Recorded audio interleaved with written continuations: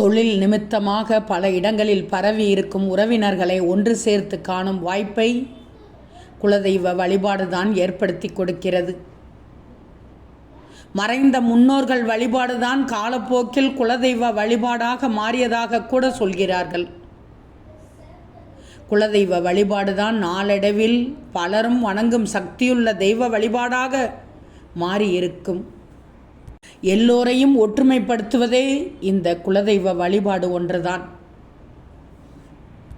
குலதெய்வத்தை யார் ஒருவர் விடாமல் தொடர்ந்து வழிபாடு செய்கிறார்களோ அவர்கள் வேண்டும் வரம் எல்லாம் கிடைக்கும்.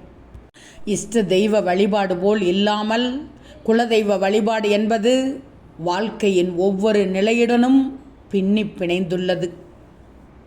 முக்கியமாக குலதெய்வமானது நீர்வளம் தரும் ஐயனாரையும் நோயிலிருந்து காக்க மாரியம்மனையும் குலதெய்வமாக கருதும் வழக்கம் பின்னணியில் ஏற்பட்டு கொண்டுதான் இருக்கிறது.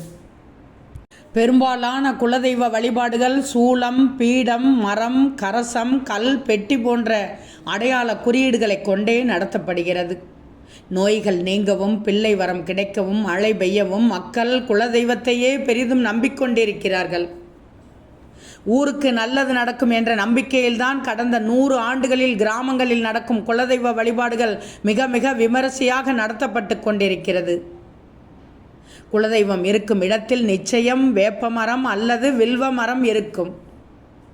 காணிக்கை அளித்தல், மொட்டை போடுதல், தீ மிதித்தல், தீச்சட்டி எடுத்தல், தொட்டில் கட்டுதல், பொங்கலிடுதல் இவையெல்லாம் குலதெய்வங்களுக்கு நடத்தப்பட்டு கொண்டு வருகிறது.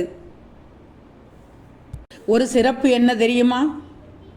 குலதெய்வ வழிபாடுகளில் பூஜைகள் முறைப்படி இல்லாமல் பெரியவர்களின் இஷ்டப்படியே நடக்கும்.